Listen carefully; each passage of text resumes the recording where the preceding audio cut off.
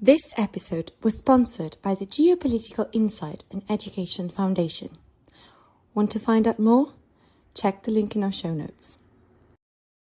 Welcome to another episode of Legal for Tech, the podcast. So, guys, you do recognize my voice. It's always Rosie here. And as I've said many times, this is just a group of students and young professionals who are very interested in anything that has to do with technology and its regulation. And today it's standards of regulation. So, I'm super excited to have this conversation. Actually, a lot of questions have come up. We've been discussing this episode in general, I think, for the past 2 years because the idea of Cool. standards has been going on for so long and across all of our kind of spheres of interest, standards come up and then we don't know how to talk about them. So really, thank you for joining us today, Ley Muller. Great to see you, Ley. Thanks. I really don't want you to think that I'm boring because standards sound so boring. Like the word standardization, you make something normal and square and average. And I don't want to be like that. So my goal today is to kind of make standards sound like as interesting as they really are and as important as they really are. At least I'm AI so standards. No, of course. And I just want to point out, probably the most political and probably interesting and, a bit dreamy thing that's been happening in the Yes, European Union exactly. so far, it's standards. Like, I'm sorry, but the amount of beef that was kind of published and talked about because of these standards, it was Oh, yeah, right. incredible. Yeah, I don't know how you survived that. But anyways, Yeah. we'll talk Mm. about this all. But first, I think it's very important for our listeners to know something about you, Lee. And I'm meaning your career, your life experiences, and how you ended up to this kind of very important topic, which is standards. Yeah, thanks. Very important, very, very niche. No, so I live in the middle of Norway. But I'm half Australian and I'm half American. I always wanted to be a lawyer, just to say that. So I'm like very honored to get to talk to lawyers. But I came to Norway 12 years ago to get my master's in welfare politics and ended up staying for a PhD in addiction treatment actually. So I've been at kind of at Wellesley College in Boston and the University of Vienna a little bit, in Hamburg, University of Oslo, and now I have but to have a 20% research, like an AI research position with the Norwegian University of Science and Technology, working with a really cool European consortium, including Bologna, which I think is one of your kind of partner, yeah, universities. Um, so I work with AI, but I've always cared about kind of vulnerability and people who are vulnerable, and of course AI is it's a good avenue to kind of take care of to handle these concerns. So I run my own company, which I called Values Driven AI, and I help developers de comply with the AI Act, and I help organizations that use AI to do so responsibly and to kind of think through risks. So through that company, I get brought in often as like an external advisor for like enterprises. So I'm an AI governance advisor for example, Heward Mills, which is a global data protection company, and I think to another European like standardization project. So that's what I do. Started off as a researcher, health, moved to AI. Yeah. I mean, you've lived basically all around the world, which is super crazy and super interesting at the same time. Wow, Moving is across. easy. I feel like moving is easy. I mean, as long as you have a job, you just, why not? Yeah, settling in is a bit more difficult though. I'm told. So I mean, keeping all of you smile and stuff. Obviously, our listeners can see you, but in case you can't see us because you're not watching the podcast, Lee has a very bright smile. So Very smart. I'm really impressed by that because I think moving really changes you and AI is global. So Yeah. that's also something that needs to move from country to country very quickly and change values even. So That's a good point. That's a good point. yeah. Moving is hard, of course, and like being an outsider is hard. Like never really belonging to where you are is hard. Um, yeah, which maybe, I mean, you also live in somewhere else than you were born, right? So, but it's a really good experience. It's an important experience to be able to have that non-belonging status, and I think it impacts the work you do, and like the perspectives you bring in, which we'll kind of talk about later, and about the standardization No, kind of method. I'm super interested in those perspectives because of Mm. course the perspective of fairness Mm. is one that is very difficult, I would say, to embed in something technical like standards. I think from a legal perspective, I studied comparative law, as our listeners know, and I would say the concept of fairness is the most difficult one to describe from a legal point of view because Mm. literally every country has their own, every jurisdiction has their own, and even every court will probably impose their own. So, like, Yeah, it's a right. really difficult idea what's fair. And, like the fairness under German law can be something completely different from the concept of fairness and transparency, maybe of US law or UK law. So, Mm. a more common law perspective. So I'm really interested in how you can kind of standardize fairness in the sense of it's really difficult to think of a standard of fairness, in my opinion. Yeah. And yeah, you're right. And fairness changes across jurisdiction. And then, most, I think European kind of case law hasn't really properly handled the idea of intersectionality, which at least I think to some extent American law has a little bit more. So, but the AI Act, if we like jump right into the AI Act, the AI Act doesn't use the word fair, as far as I know. So but like one of the really cool requirements is that high risk AI system providers have to think about bias in the context of like their training and their testing data. So they have to think about bias, they have to think about it and evaluate it and then mitigate it. So that's like one of the coolest standards we have. I think there's originally 8, now there's maybe 13 harmonized standards. But do you want to like go back to actually talk about what a harmonized standard Yeah. is? Because Okay, of course, of that's course. like something I had no idea. And I have to say I was always kind of a bit scared of standards because they sound so like technical and IT and like everyone talks about ISO, what is it? 40, no, what is it? See, I don't even know, 27001. 4201. Yeah, right. 4201. Like the IT, and like I'm not an IT person. I'm not like a security person, so I've kind of ignored standards for a while. But then I ended up taking. I've worked with AI for 6 years, and I ended up taking like an ISO 42001 course on AI quality management. So I took a bunch of courses, and like I got certified as an auditor. And then I realized that that had nothing to do with the AI Act, which is very annoying because that's not what I thought. That's like why I was taking the courses. But I realized I loved this methodology of auditing. Maybe it's the same thing for lawyers, but auditors say like if you didn't write it down, it didn't happen. Like if you didn't document it, you can't say you did it. So it's really about like it's a really nice methodology to kind of I think it helps us like cut through the fluff and like the hype of AI right now, Mm. right? I mean, like anyone can say I shouldn't be too snarky, but like you can kind of say whatever you want in the AI space.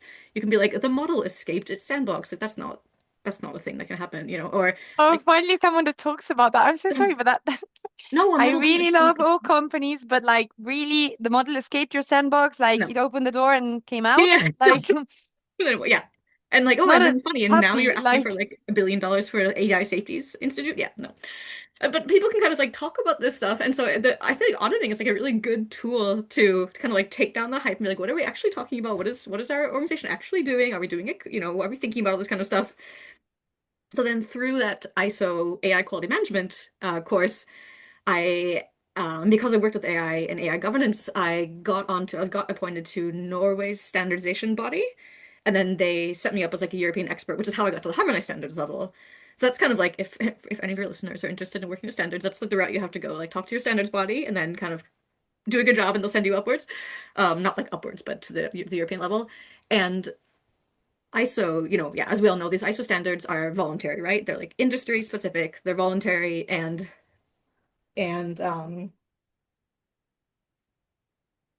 like for better or for worse, I mean, they're not because they're like I think some of them are so kind of de facto important that that almost a company has to follow it, like info security, for example. Like some no of them one, also become part of laws. So like there are some standards of the ISO that are kind of like accepted by the harmonization standard committee, and then they become part of law. So you can say basically either you follow all of these procedures or you show me that you are complying with the standards ISO, say yes, IEC, whatever.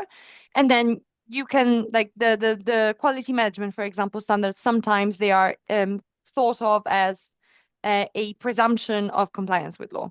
So, yes, yes, exactly. So that's like where the harmonized standards bit comes from, right? So the European Commission, I guess, ordered from like the European version of ISO, okay, like write us standards so that high-risk providers can follow these standards and get certified, and then we will assume like they're fine. We won't like not. I was gonna say we won't go after them. I'm not gonna go after anyone, but like we will assume that they are following the law.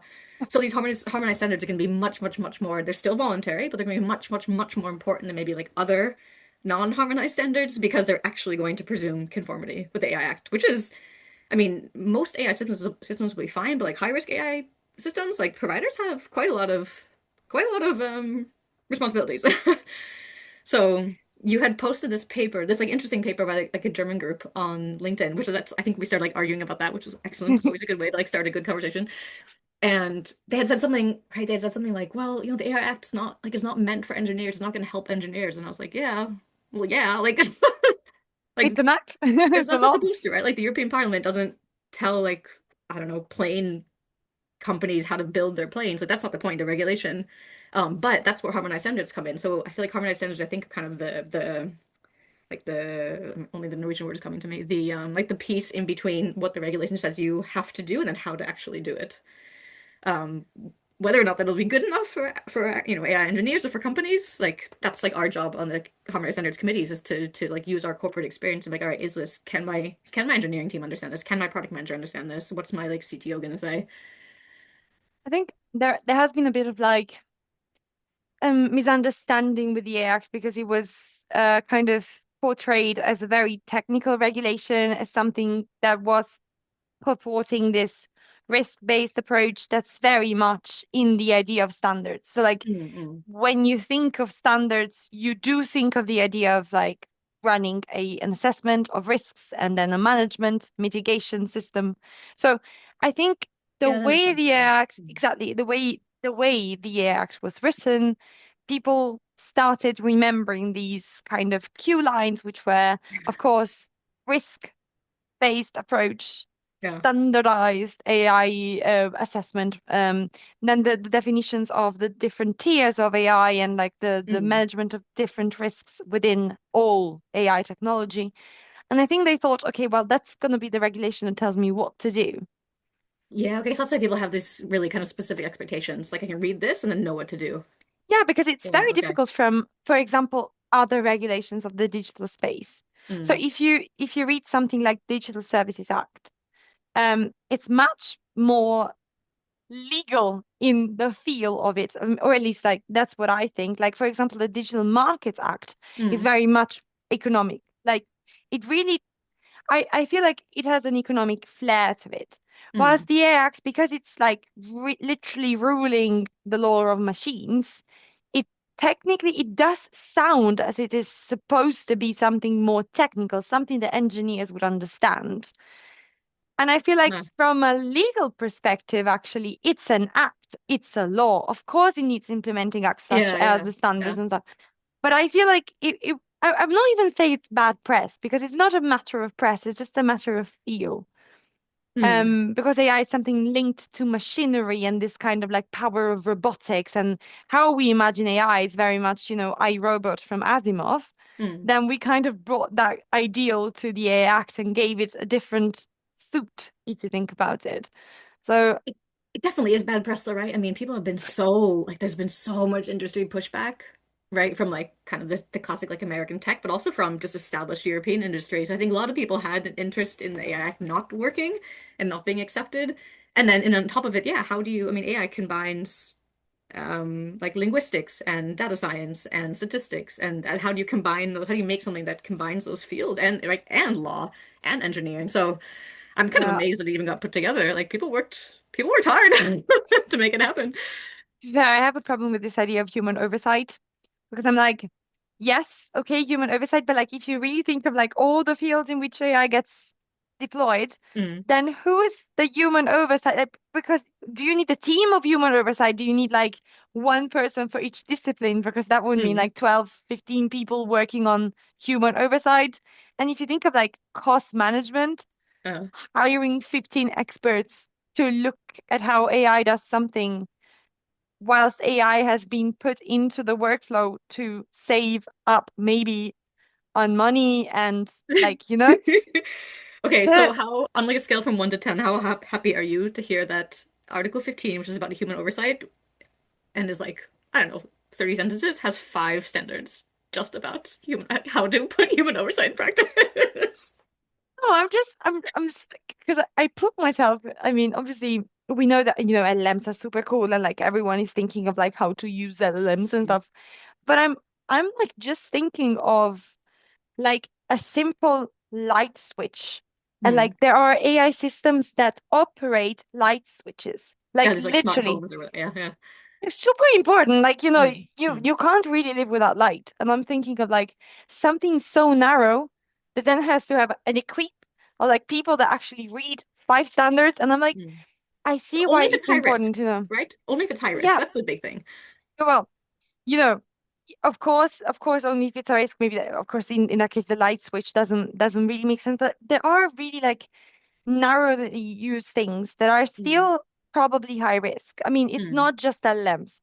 So my point is like, yeah, um, I really understand the point of having an AI Act, and I really love that there is an AI Act, but I feel like, sometimes it is difficult to imagine to what extent things have to be standardized so that they work in the right way. Yeah, Um, so yeah. that's a good point. I mean, this the rights when I like train when I'm in companies and training on the rights-based approach, I say like, okay, forget, for example, that pyramid, which now the latest the latest publication from the EC like inverted the pyramid, which is maybe better. But it's like forget that pyramid. Like the only point of the AI Act is like to regulate systems that are threatening your our fundamental human rights, right? And fundamental human rights, we have them in the charter, like the right to not be cloned. I kind of like forget about that's like a fun right. Gender equality, right? Non-discrimination. The rights of the elderly to live a life of dignity and independence and participation. Workers' rights to information, like the rights of collective bargaining, the right to be heard in administration. Like those are fundamental human rights. And the AI Act says, look, this is what we need to protect. So we're only gonna and they've essentially says we're just we've it's not trying to if we don't think about general purpose AI models for a second, it says we've decided there are some AI systems that because of what they do, they're just unacceptable. Like the rights, the threats are too big. We're just not going to right like facial scraping or scraping of facial images, not facial scraping. That sounds awful. Scraping of facial images to make the Sounds like database. a beauty routine or Yeah, something. so we don't allow this in Europe. Yeah. So some of them are unacceptable, but then a lot of them they say, okay, well, the AX is not it's not about what the AI system does, it's about the area in which they operate. And those areas are so important to protecting these fundamental rights in the charter that then we're going to say that they're high risk, right? And it's either high risk because they're already regulated, like toys and machines, right? And microwaves or batteries, or they're high risk because they're in the areas of, impacting people's access to public services or what's another one? Like a lot about employment.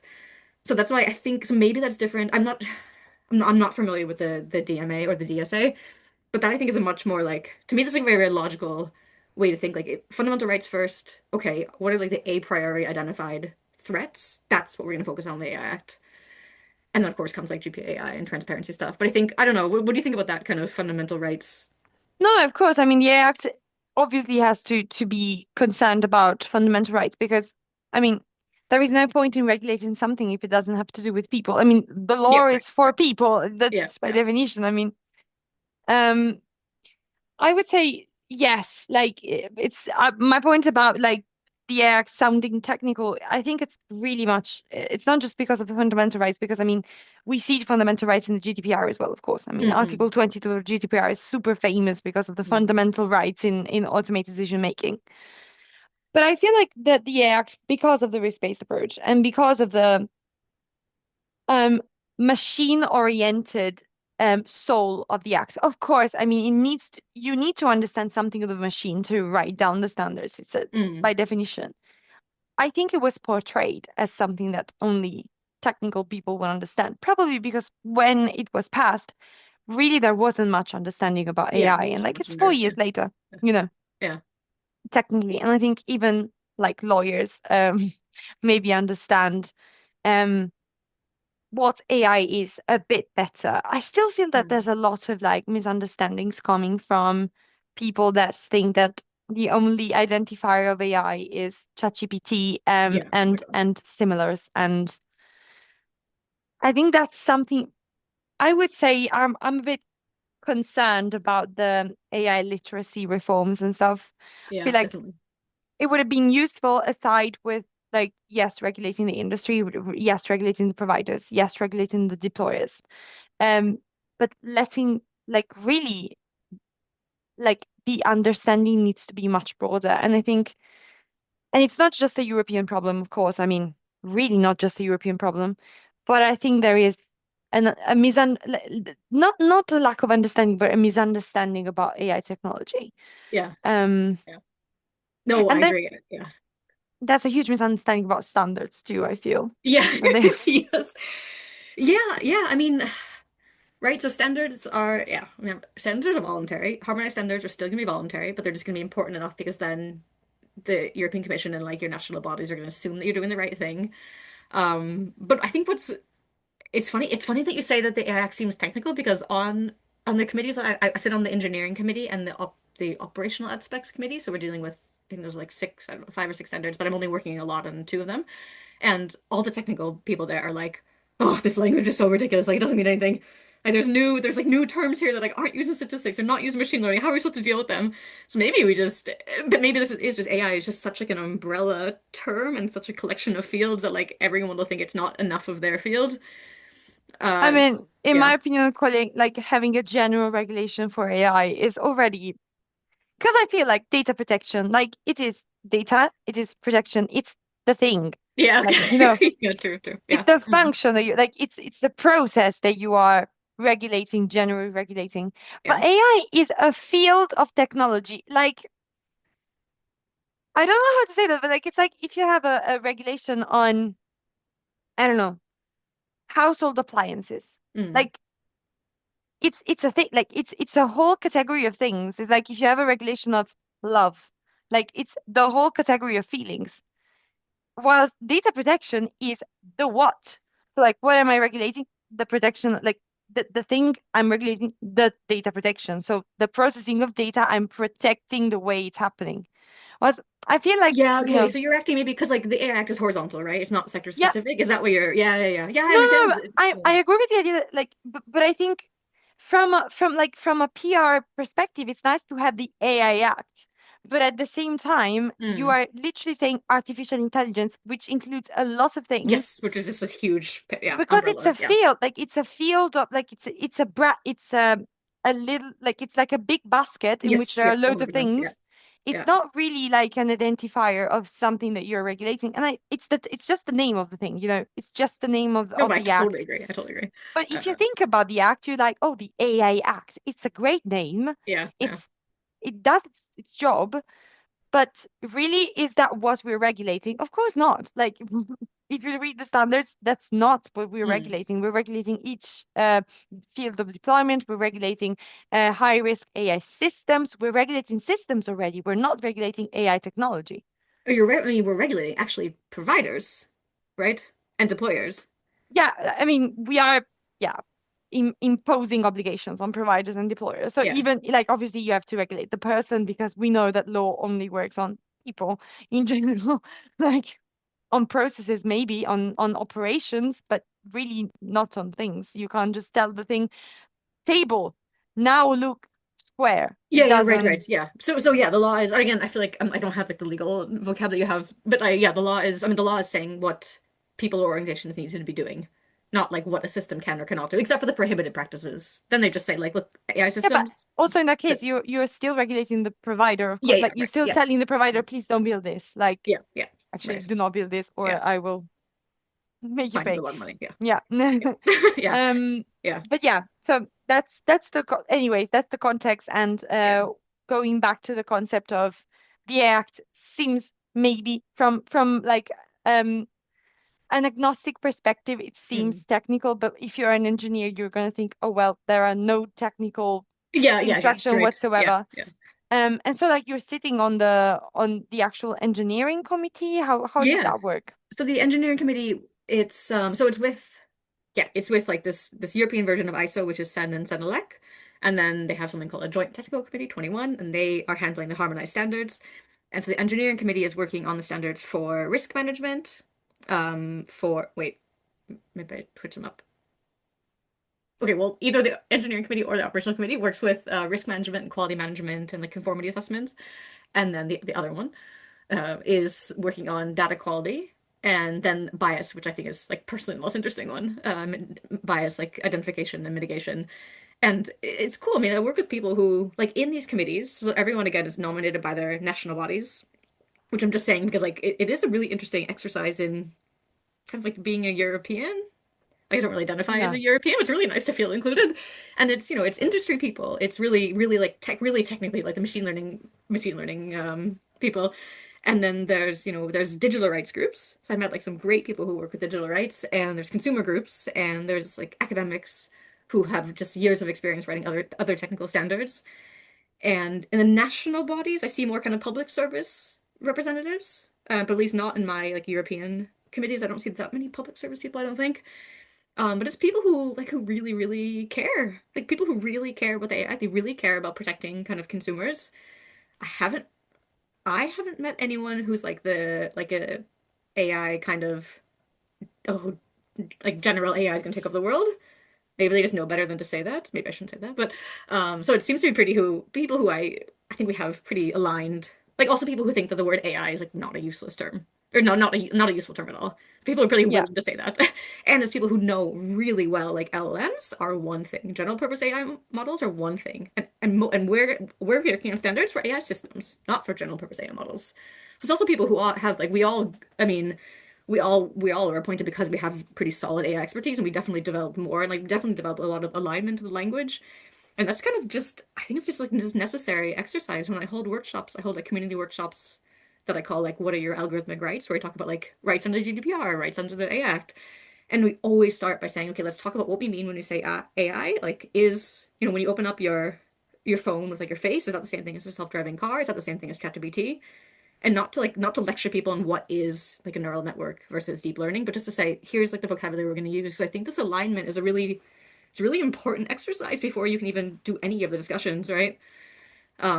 Yeah, so anyway, so those are absolutely. like the engineering and operational committees. I just don't remember which one is which is kind of embarrassing, but that's all right. Completely fine. I'm sure we will have a standard also for the committees. Thank you, thank you. Um, no problem.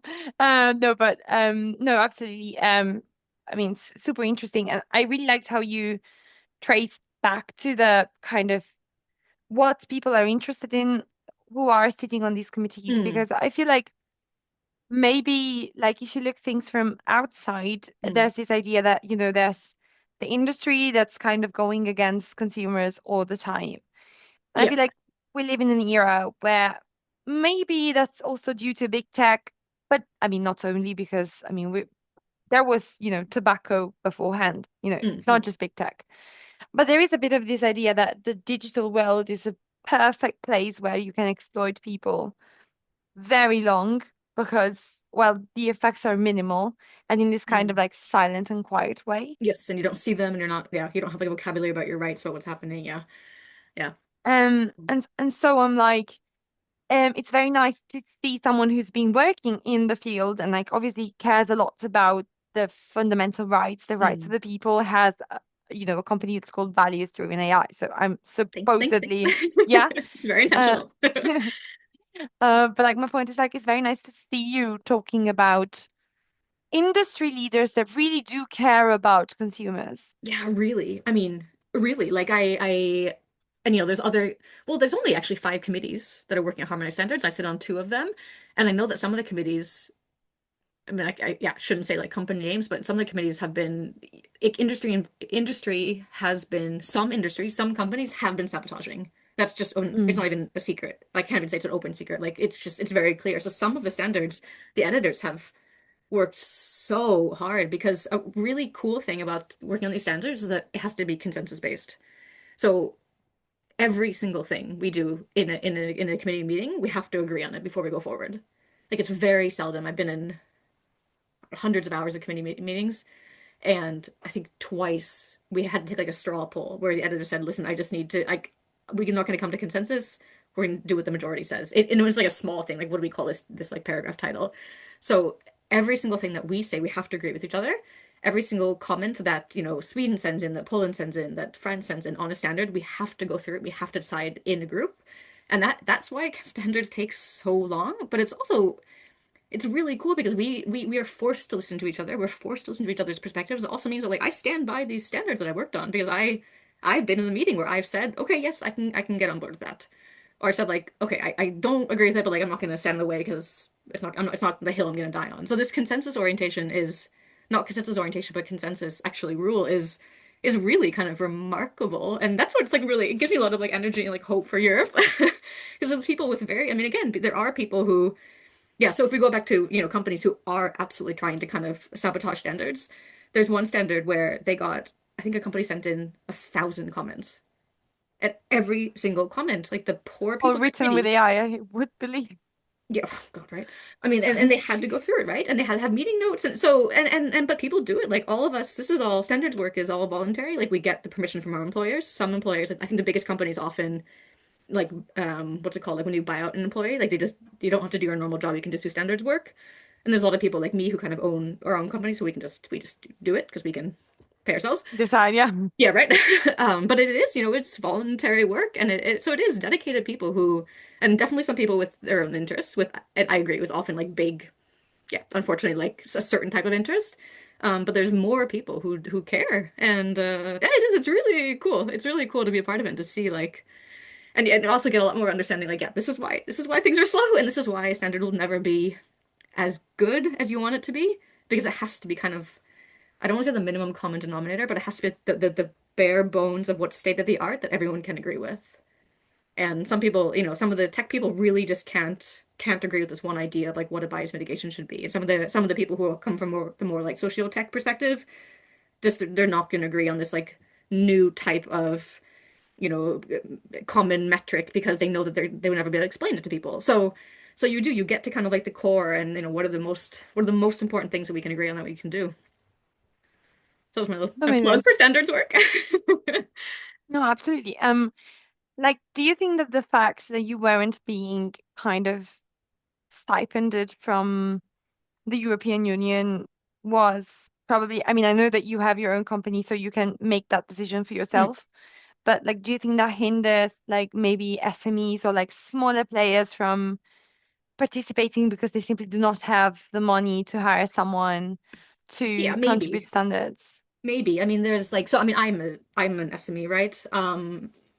And I also like have the brain that like likes this like weird detail work.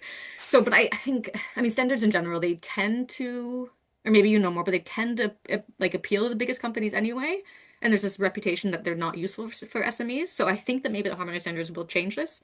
And that's also why Norway has sent me to these European committees. Like they want me to represent SME kind Okay. of incentives, SME like interests.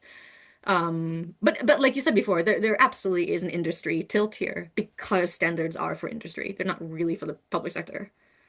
So it will Yeah, be. of I mean, course. it is of course a little bit more industry kind of colored. But I don't know. I mean, I guess in something like 90% of Europe is SMEs or European businesses are SMEs, and Yeah. that's definitely not borne out in the standards work or standards committees. It is definitely more big companies. Um, Because, so yeah, there it is was a a lot bit, of but talk. yeah, There was a lot of talk about the AI Act and like the digital omnibus and whether that was actually helping SMEs or actually strengthening bigger companies. So like if you see it from the standards perspective, if yeah, even the standards are written from bigger companies, not that I'm saying that they are not doing it fairly, because I don't want to like give out opinions on bigger companies that I do not know how they work. I do not yeah, know yeah. what they have as a modus operandi, but I'm just thinking of like it would you have rather had more SMEs being maybe subsidized to participate rather than just like Yes, I a think voluntary yeah, effort? that's a much better. I wonder if the SME argument was a bit of like a straw man argument. Like, I don't think any SMEs were like, we don't want the AI Act now, we want it later because we're not ready for it. I think it was more of just an excuse to delay things. Um, but one of the reasons to delay was to wait for the harmonized standards. And like, that I understand. Like we worked. I mean, I'm relatively new. I only started with standards this year. People have been working for years before me, like really hard, and still weren't totally ready for like what would have had to been the August deadline. So also like if we blame the standards work, that's fine because we weren't ready. So yeah, but the SME argument for the omnibus, nah, is a little weak, I think. Yeah, no, I'm just saying like, there has been this kind of like message put out and like people have been commenting on the Mm, actual importance that SMEs had in having an impact upon the reforms in the omnibus, especially the first version mm, kind of proposed by the Commission, which obviously has been amended by the Parliament mm, multiple times because mm. before they came to an agreement, which was very much needed for the standards to kind of keeping on operating, because otherwise obviously you would have to go back in time basically to actually publish the standards on time for the Yeah, deadline. yeah, So it's yeah. good that that then was pushed forward. Yeah, right. You did say that the standards need time to be written. And Yeah. obviously, if we also think of a voluntary kind of work, Mm. the time is obviously to be compared to the amount of effort everyone is Mm. putting on. Um, do you think, from a actionability perspective, that the new deadline allows for the standards to be completed, assessed, revised, Yes, accepted, published? definitely. So the first one's already out. Quality management systems is already out. Um, we have sent two other ones to the European Commission. So if I think we have like they have permission to send them to inquiry. Um, a bunch about human oversight are in the inquiry stage, which means like countries are should be collecting. So like Germany should be collecting your input, right? Like I'm about to post now to kind of try to get Norwegian input. So I think now we're in really good shape, for sure, for sure. But so another like sticky thing then is okay. So we have the standards. Now we need national bodies that are like ready to like what's it called to like Yeah, implement the standards, like yeah, or to like enforce them at least. yes, Yeah. or to like what's it called like to say oh yeah this company has done all the work, right? Because standards aren't like voluntary checklists, Yeah, right? no, of course. Wait, Like or they have to check compliance. I mean, yeah, right. Someone has technically, to say like you did this correctly. So that like I know that Norway, not to be mean to Norway, but like Norway isn't ready yet to have for art to be like accredit these standards. yeah, So if it makes you feel better, Italy has managed to have like two authorities or something online. So like yeah. we don't know how they're gonna manage. So the Um, accreditation process is coming next. So I think they will probably be the people who'll be extra happy for the extra deadlines or for the extra time. So they have time to like train up their staff and like find auditors and find like, yeah, technical people that know the standards really well. Because it takes a long time to know the standards, I have to yeah, say. absolutely. And Yeah. I mean, because you said you also took a course in the ISO IC 4201. 4201, yeah, yeah. Yeah. In terms of, I mean, we know that the ISO is a very big organization, actually. Like, it's Mm, really well structured, and it has a lot of accreditation bodies that they actually check and mm, go mm, and train. And, it's like, it's actually like, if you go on the website of ISO, you can see everything, how it's mm, been done. And it's super, super smart in a way. mm. It's organized. I think they're Swiss, by the way. So, like, I think they're based in Switzerland anyway. So I would understand the point of the Do you know that I organization. read that ISO doesn't actually stand for International Standardization Organization? It is some gr Greek or Latin word that means, oh my God, no, I don't remember. That means something like Like, together or like us, yeah, yeah, yeah. right? No, yeah. It's my fun fact that I always like have half of a fun fact and I forget the actual second half. But okay, now I need to go look at what does ISO stand for. Don't worry. You go for it. No, but like my point being, obviously, I mean, they are very well organized and stuff. Um, how much of that organization is being mirrored in the sense and like standards, in your opinion? Like, Oh, to what extent are you being influenced dash inspired by the ISO that standards? that's a good idea. I don't know so much actually because I've only been involved with the harmonized standards, but Sensei like seems great. And they kind of like ISO doesn't really ever have to think about global regulations, right?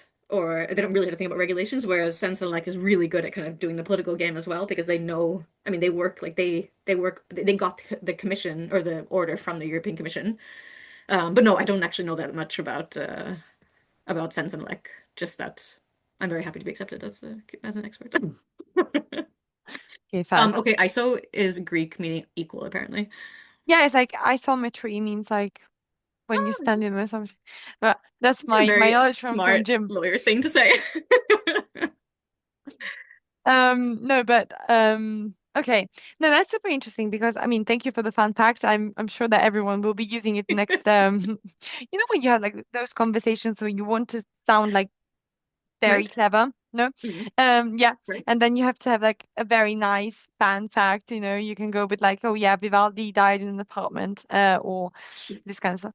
I Yeah, know. or like the European, like the AI Act doesn't talk about fairness, but talks about bias. We have two standards about that. Yeah, yeah. No, no, super cool. Like for everyone that's listening, I mean, this will be a very nice conversation to rethink and re-listen Mm, maybe to like learn of these facts. But yeah, so like let's maybe like kind of dive into the topic of fairness slash bias because mm. you said that it's the one you prefer, like Yeah, you it's the fun find one, most interesting. isn't Yeah. it? Um, how? much of the standards have you seen being like, I would say like, how much of it is due to the process? How much of the consideration about bias and fairness are just a kind of um considering just the data processing? Is there kind of like an overlap between the overall life cycle of the AI system, or is it much more based on the training data and on the data processing activities? What would you You're like say? getting right into like the main points of the past 3 months of discussion. So Article 10(2)(f) says like training, validation, and testing data sets shall be subject to data governance management processes. And then these processes shall concern, in particular, examination in the view of possible biases that are likely to affect health and safety, have a negative impact on fundamental rights, or lead to discrimination, especially where data output influences inputs or future operations. And then they have to also have appropriate measures to detect, prevent, and mitigate possible biases according to the previous point. So those sentences, are the basis of our standard, of the standard on bias mitigation. And so it is very much like data focused, right? Training, validation, testing data sets. Um, and then we have this whole separate clause on bias mitigation. So the Act we do like ISO has a really good tradition of thinking about the AI life cycle, and we have lots of both like European standards and ISO standards about the data life cycle. And we talked a lot about like how much it would complicate that, how much it could unnecessarily complicate the standard to think about a data lifecycle. But luckily, the risk standard uses a data lifecycle, so we follow the exact kind of methodology of the risk management standard and say, look, just like you think about risks throughout the life cycle of an AI system, you have to think about also risks to bias, like so bias related risks, or bias related hazards. So you have to think about it just like you think about risk. And there's like pros and cons to that approach. I think the pro to that approach is that companies that are really used to thinking about risk will then be like, oh, okay, well, potential bias is our type of risk. That's fine. We handle that. We think about it like throughout the life cycle. The con is that you could, if you're a bit technical, you could kind of not think about like downstream problems. But that's why we have an entire clause just on bias mitigation, which we didn't map to the data to the life cycle of the AI system, and which we just broke up according to kind of, and so we didn't limit ourselves to like what's happening in the development phase. We also thought about what could happen afterwards. Um, I'm wondering like to what extent is bias, because I feel like the AX has this kind of conception of residual risk, which is super interesting in my opinion. Like, because it's like, yeah, residual, Mm. but technically zero. But like, if you really have to have it, just keep it to the bare minimum. Because I feel like that's the great point of the Act. Like, residual actually means the bare minimum if you really can't make it to zero. Like, Yeah, that's the yeah, and that has to be acceptable. Like you can't, it exactly. essentially says you can't have a residual, like a non-acceptable level of residual risk. If you do, Yeah, you have to start over the exactly. process and start handle it. Yeah, yeah. But yeah, exactly. But Mm. provided that your goal should be zero. Like, it's a very kind of like right. Like, I would Yeah, say yeah. Your goals like acceptable risks or acceptable. Yeah, exactly. yeah, yeah. Mm. But I'm like my question with bias is because I'm like obviously I'm always thinking about the 6 plus high risk kind of Mm, categories, and I'm thinking of like vocational training, mm, employment, educational, recruitment, and assessment. And I'm thinking of something like there are some cases in which probably most people would say the bias is almost necessary, if not correct. And mm, in some cases, then you have a bias that is technically not a bias, it's probably just like a rule of thumb that a human recruiter would probably use as well. So this kind of idea, okay, well, if they went to Harvard, mm. they're definitely better than someone who did not go to uni at all. So, but that's Yeah, like that's I not understand a what you're saying. bias, is that?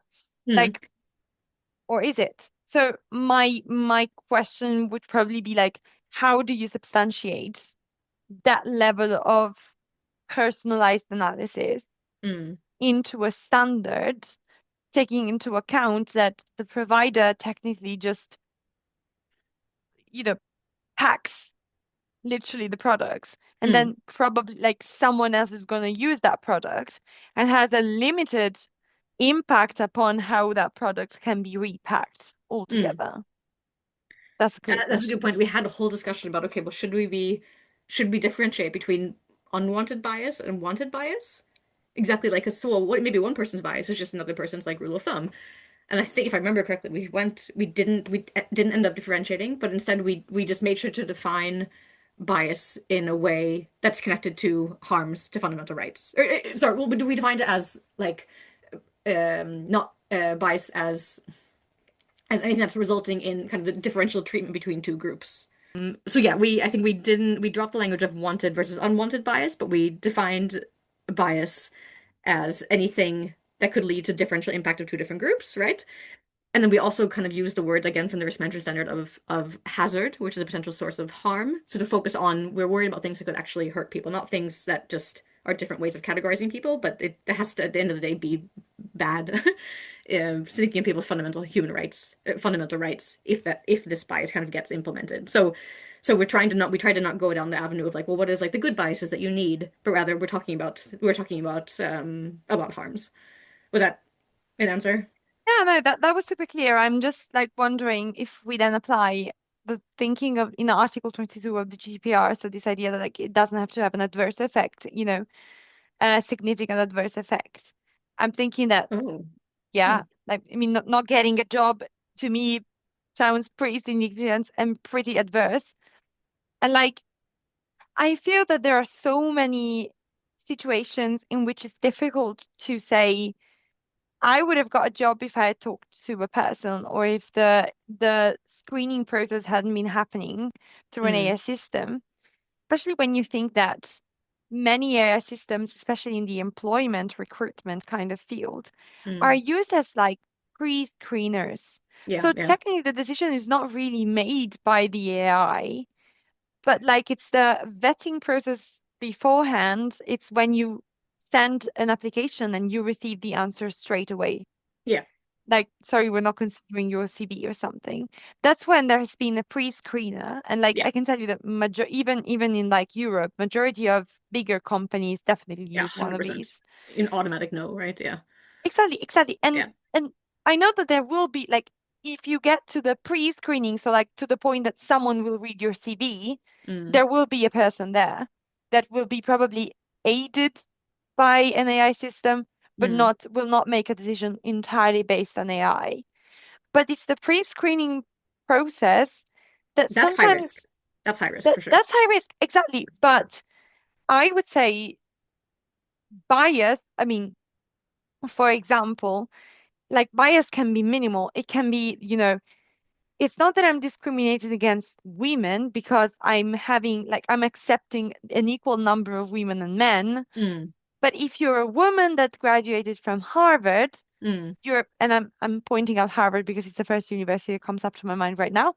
Um, you are maybe a little bit better than a man who graduated from Oxford, but a man who graduated from Oxford could be a little bit better than a woman that graduated from Oxford. mm, And like that's not really a bias because I mean the three of them all graduated from great unis, but technically if you then go see the thinking process of the algorithm, you see that mm, for whatever reason, woman Oxford scores less than woman Harvard, mm, and man Oxford scores less than woman Harvard, but better than woman Oxford mm. with no reason. Like, Right. so I'm worried about the kind of that's the definition of bias. I'm wondering about like how do you standardize that problem? Yeah. So I think, I mean, in the GDPR, that would be on an automated decision making, right? If you just didn't get it called in, that would be automated decision making, and it doesn't mean that then the data controller has to give you. They have to be able to explain that if you ask them, right? Whereas the AI Act, so they don't, the AI Act does not use the same, or the, sorry, harmonized standards don't use the same, at least the bias standard doesn't use the same idea of adverse effect. So you don't have to like prove that something was bad, but it is like a bit of a Yeah, tension exactly. of, yeah, you don't have The to. problem with the GDPR is that you have to prove that there has Yeah, been an adverse effect, yeah, which is impossible with pre-screening. yeah, It's no, impossible. right, Like right, because you don't know whether you would have got the job or not. yes. So, So but like this, yeah, so this, the burden is on the provider. So I think almost all AI systems used in hiring are going to be high risk. So the provider, before they launch it to the market, they have to demonstrate that they've thought about, okay, what are the, for historical reasons, or because we've been told this by consumer groups, what do we have reason to believe could be the potential biases? Is it, is it this like, is like a class and ethnicity thing? Is it a gender and class thing? Is it just gender? Is it just school zip code or whatever? And then it's their obligation to document that we have thought about the things that we should have thought about, and when we've tested this in our data set, and we can prove, like, here are our numbers. We have, we think for whatever reason, 95% and 96% accuracy is the same thing for these two intersectional groups. So they have to do this like a priori in the AI Act because it's high risk. They don't have to wait until a bunch of people, like under GDPR, come together and say, like, look, but I didn't get like this impacted my employment chances. No, absolutely. But like Mm. in the GDPR, the person that got the adverse effect, at least, and I'm not saying that's perfect. It is not perfect, full stop, because as I said, in pre-screening, it's impossible to make it work. But at least you get kind of a decision targeted to yourself. Mm. Whilst if it is an a priori decision of a group of technicians or of engineers, or even of like a group of like a whole team of different coming from different uh, walks in life that can Mm. tell you, okay, well, I'm the lawyer, I'm the sociologist, I'm the engineer, all together and come up with like um, a I write-up. see what you're saying. The list of people who, yeah, It yeah. is possible that you still do not get that specific discrimination. Yes.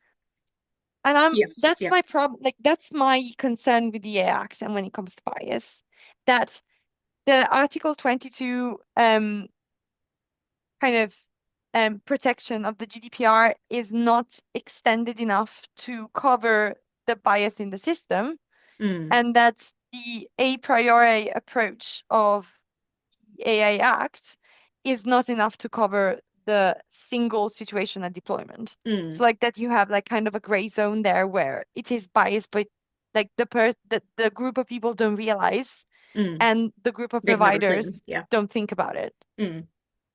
Have you read the Fair. book? Have you read the article called You Can Never Automate Fairness?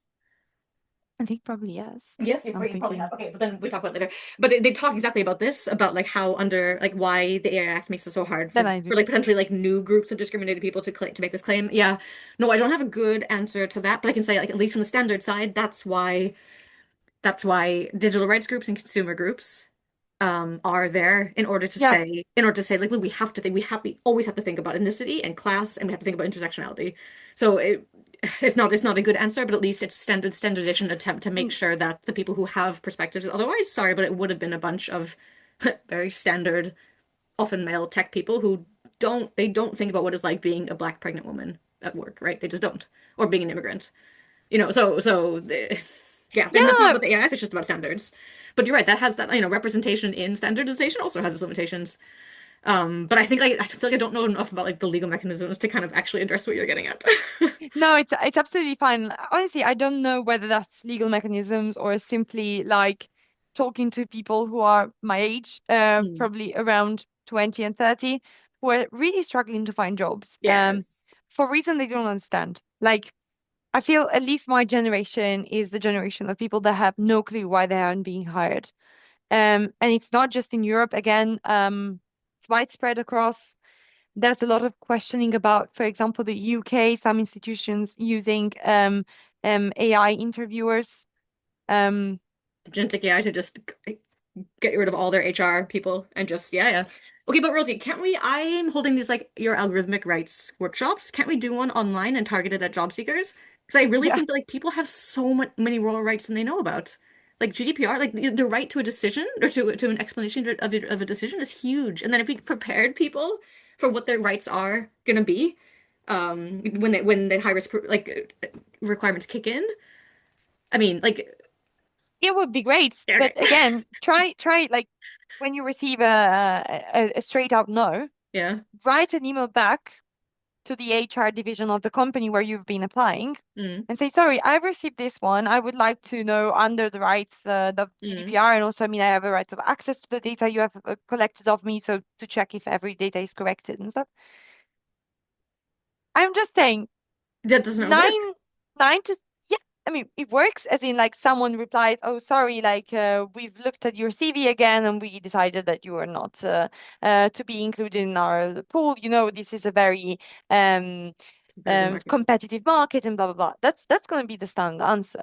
And I mean, not every single No, graduate in Europe has the money to actually move legal action. no, of course not.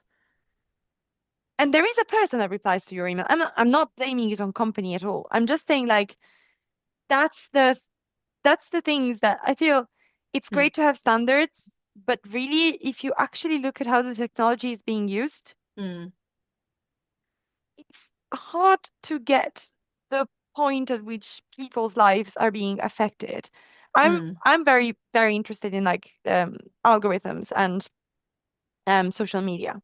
mm, And I mean, the majority of those algorithms are not considered high risk. And I know that mm. there is the DSA, of course, Yeah, yeah, but I can tell you a lot of the ways that algorithms work nowadays should be regulated from an AI Act perspective rather yeah. than just, saying, okay, well, do not publish, publish reports and be transparent. So I'm just saying, I like the concept of standards. I do think that you're doing an amazing job. And Thank I think I'm thanking you on behalf of all of our listeners. Um, you. But it's not good enough, um, right? Yeah, and we have to make it good enough. We have to make it better, for sure. it's like as I said, it's the industries that are participating. Like I know that consumers groups do make a lot of like research and stuff, Mm. but like if you just walk into a university, you can literally feel how young people are feeling about their jobs. Oh, And I it's so don't even bad. know if it's just a perception or if it's the truth, Yeah, yeah. but still they're going to think that the law is doing nothing for them. And isn't that like a recipe for revolution? My God, when young people lose hope in institutions, like Sorry, high but youth unemployment leads to change. 70,000 people crossed between Morocco and Yeah, Spain right. on the basis of a revolution. So Mm. 2 days ago. Yeah, yeah. No, yeah, it's the same thing in Norway with young. I think Norway's much more protected than other, much more like privileged. But I hear the same thing among. So I work a lot with like immigrants and other international people, and particularly younger people. So it seems like just impossible to get a break. Um, what am I thinking? I'm thinking that if the AI Act doesn't, if the high risk requirements don't actually make these systems safer and better and more protective, then we need to just scrap it and try and start over again next year because like companies have until what is it, December of next year, August, to figure it out. And I really had thought like I mean the list of obligations is so tough for high risk providers. And I was like, well, if they have to like mitigate biases, then it'll be okay, but maybe you're right, maybe it won't be enough. But then I yeah, don't we just know. need to do it I think again if because we it don't, has to be, you know? yeah, no, I think if we don't see the act in action, we'll never know. Like, Yeah, yeah. that's, Mm, you know, I understand why digital omnibus like pushed it forward, but I do feel like, a lot of criticism of the act before most of its provision become enforceable is a bit harsh to judge, in my opinion. yeah, Like, yeah. we I think still there's haven't yeah. seen this act in Mm, action. mm. And we're already talking about people, blocks of innovation, and Europe will never become innovative again No, no, no. with an act that's not even in action. Yeah, right. I think a lot of it's like just fear mongering, right? Um, I mean, I don't know, Rosie, or like maybe honestly, AI is going to get so much more expensive soon that this isn't going to be a problem. Once people finally realize they're like, oh, this is not free. We actually requires lots of precious metals that not doesn't exist everywhere in the world. Lots of water. So that's also something we can maybe think about. Maybe we'll have some natural environmental restrictions. What do you think? Yeah, how did that work? Like, are you concerned about the environment point in the standards? Because I mean, the Act does call to environmental fairness. Mm, Fairness. It does not say fairness, as we established. yeah, yeah, yeah. But it's one of the fundamental rights that has to be considered in the fundamental rights impact assessment. Mm. So how is the environment kind of playing a role in your conceptualization in the standards? Is it Not in even the ones that there? I work with. No, because I work with data governance and bias. Um, yeah, I don't think we talk about Okay. the environment. But I mean, again, like talking about case law, an indigenous group or kind of a group that's class based, suffering from climate change faster, then maybe they have something to bring, right? So No, like like it's under the harsh. bias I kind of mean, yeah, argument. there was the was it ECHR, I think, is the European Court of Human Rights. Mm. They came up with a judgment in this Swiss case, was it? About this Okay. the Klimatseniorinnen, was it something along the lines of these women um a couple of years ago, I think, these women that said, oh, well, climate change is harming us especially, and so Switzerland is Yeah. not complying with the Yeah. obligations No. under the COPE, was it? Yeah, yeah. That sounds familiar. This European. I don't know enough though.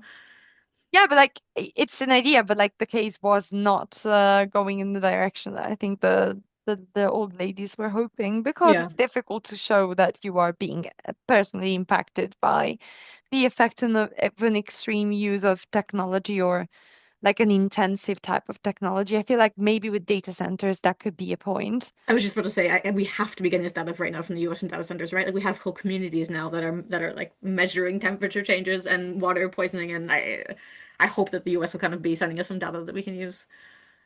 Yeah, that's a fun fact. I mean, at this point, our listeners will be like, why do we care about this? Like, I measured the breathing rates of barnacles in Wales. Okay, Call me. cool. I have Do like, not sorry, I have like ask. zero follow-up. I'm like, okay, barnacles, yes, Do barnacles, not okay. ask. Barnacles are like these little things that, Yeah, like, little crusty things, yeah. apparently in Italians they're called cerripedi. I had no clue. I actually had to search it up. But like, anyways, like these barnacles breathe very slowly. In the like being close to a power plant, because the power plant increases the temperature of water.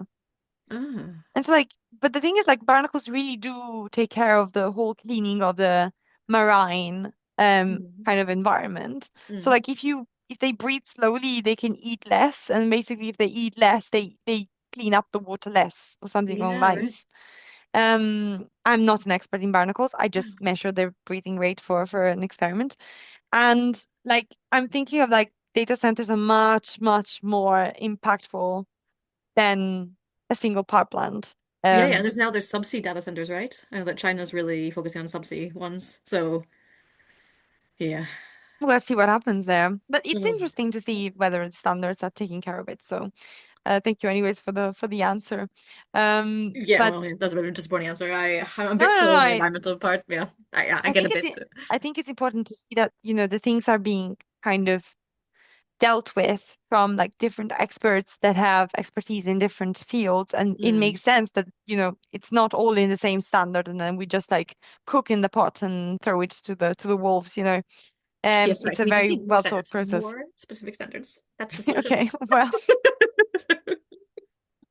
I'm just gonna ask you like one last question, Yeah. because I think it makes sense in this case. The standards have not been published yet, all of them. I mean, as we said, some of them are being in the process of inquiry and stuff. Hmm. Um, if you had to select some specific aspect of something you've been working on, aside from, the bias, we've been talking about it a lot, but something that you think, okay, that was a revolution that happened within the standard committee, and I really hope it goes through and like it gets understood and then gets implemented and it gets at like actual AI Act enforceability level. Mm. Could you pick up something that for you represents that? That's a good question. I think honestly this bias mitigation clause, because a lot of the technical people were really focused on like the three requirements are high risk providers have to look at bias, like identify it, evaluate it, so and then mitigate it, right? And there was so much focus on identification, where you start, right? Do you need the list of like all the potential, right? Or and the metrics was the evaluation. Okay, that's fun. And the mitigation people were at one point there was suggested the mitigation should just be like cut out. Because and people were like, well, isn't state of the art. And I think I and a lot of the people who didn't have the formal tech like the machine learning backgrounds were like, no, we have like the both the machine learning community, it's kind of like a niche, but it's called FAT, like fairness and accessibility, I think. So we said that there is state of the art stuff here. It's maybe not mainstream, but it's state of the art, and we know we have so many good examples of mitigation that we can tie to the AI lifecycle. And we worked a lot about on this on July, and I think that's the clause that I think was really cool because we had there's a risk there that it wouldn't be included, that like providers wouldn't have to they could like find bias and then measure it, but wouldn't have to do anything about it. but now we actually have given them at least like a list of options. So at least I think that this will I think this will really elevate, like it's hard to talk about fairness to engineers. Like I've worked in tech before. Like it's just you speak from different languages, right?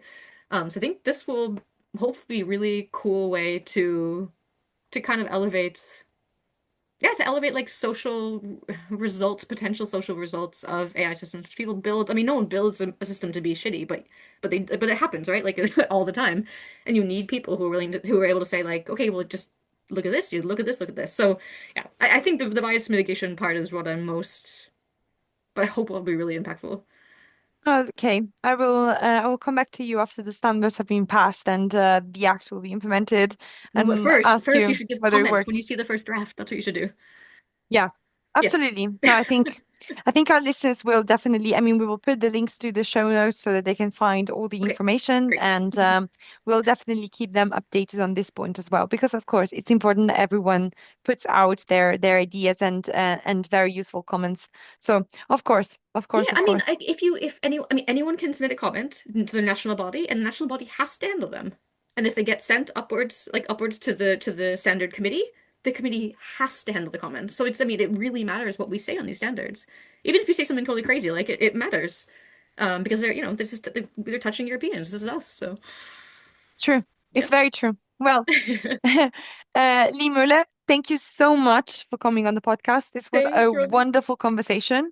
It's a bit long, but I'm sure that listeners will enjoy it nonetheless. Great. Thank you so much. Thank you so much.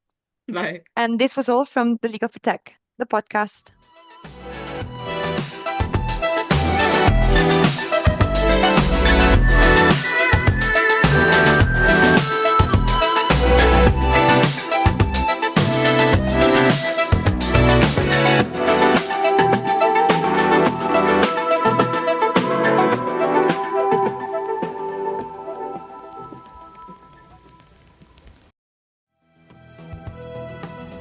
This episode was brought to you in partnership with DG Beetle.